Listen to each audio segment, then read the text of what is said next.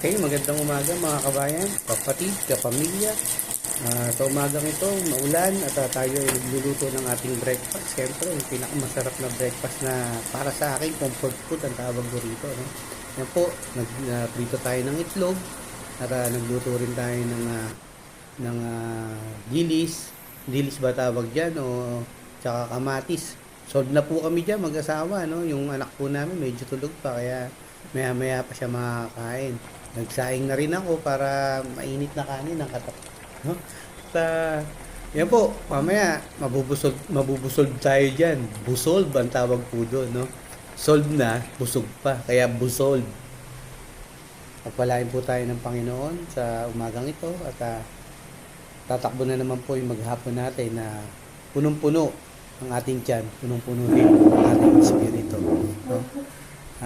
Sa biyaya ng Panginoon na binigay sa atin. Magandang umaga sa inyong lahat. God bless us all.